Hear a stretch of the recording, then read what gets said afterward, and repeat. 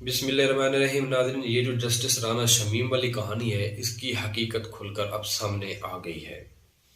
इसके बेटे ने पोल खोल दिया कि जनाब मेरे वाले तो PMLN के मेंबर थे, वो नवाज शरीफ से मिलते भी थे और अभी भी लंदन में गए हैं। वो अब बताना नहीं चाहते कि वो किस किस से मिले हैं, नवाज शरीफ से मुलाकात में क्या क्या बातें हुई हैं। अब वो इस पर कमेंट नहीं करना चाहते। इसने सारा अपने बाप का पोल खोल दिया।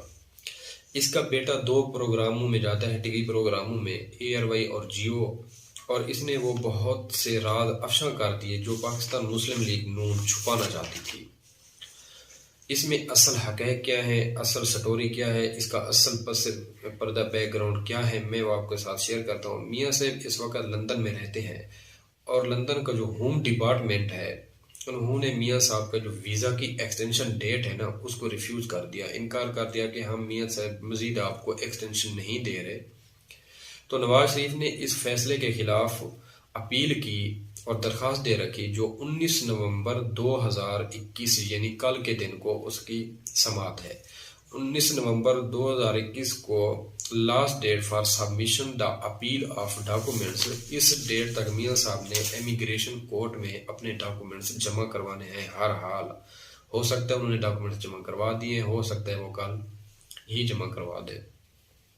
लेकिन अब नवाज शरीफ ने डॉक्यूमेंट्स के अंदर जो अपील की, उसके अंदर क्या लिखा, उसके अंदर उन्होंने लिखा कि सुप्रीम कोर्ट ऑफ पाकिस्तान ने उनको विक्टिमाइज किया, सुप्रीम कोर्ट ऑफ पाकिस्तान ने इनके साथ ज्यादती की, सुप्रीम कोर्ट ऑफ पाकिस्तान ने उनको वजीर आजम के ओहदे से हटाया, और वहाँ भी वो यानी कि मुझे क्यों निकाला वाली राट लगा रखी है। ख़ास तौर पर जो साबिक चीफ जस्टिस साकिब नसार हैं और साबिक चीफ जस्टिस ऑफ पाकिस्तान का अभी भी पाकिस्तान की अदालतों पर असरअंदाज है, अभी वो इन्फ्लुएंस हो सकते हैं वहाँ, यानी अभी वो जजेस को मुतासर कर सकते हैं, इन पर दबाव डाल सकते हैं।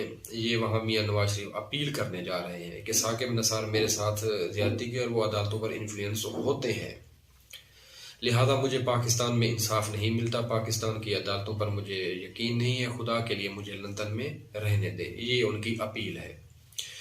अगला सवाल यहाँ ये पैदा होता है कि राना शमीम जो नोटरी पब्लिक के पास लंदन गए हैं, वो लंदन क्यों गए? वो पाकिस्तान से भी नोटरी करवा सकते थे, लेकिन वो लंदन गए हैं, वहाँ से उन्होंने नोटरी कराया।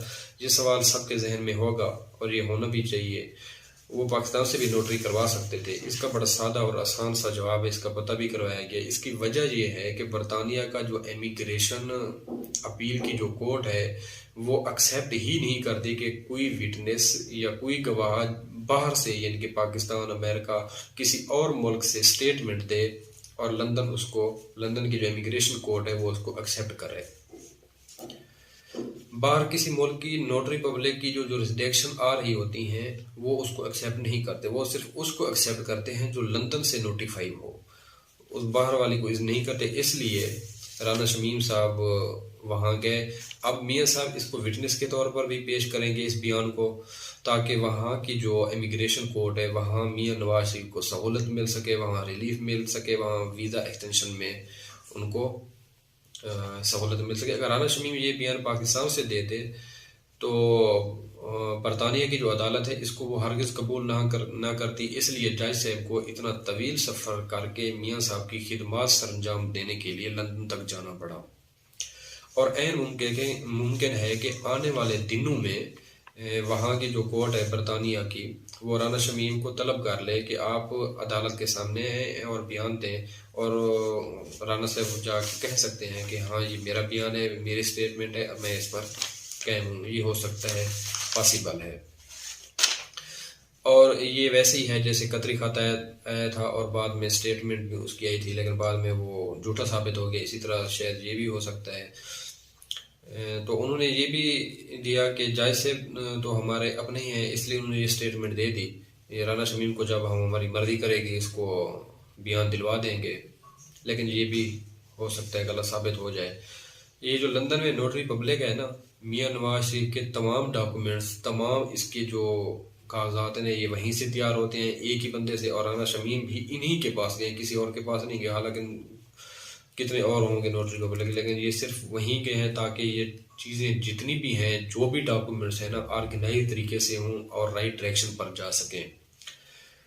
एक और अहम बात यहाँ है कि یہ جو نوٹری والی بات ہے یہ کسی اور اخبار میں، پہلے تو انہوں نے کوشش کی کہ لندن کے کسی اخبار میں اس کو پبلش کرایا جائے تاکہ وہاں ایویڈنس کے طور پر ہم کورٹ میں پیش کر سکیں، لیکن انہوں نے اس بات کو اہمیت نہیں دی اور نہ ہی انہوں نے اس کو پبلش کیا اور نہ ہی انہوں نے اس کو چھاپنے کی زحمت کی۔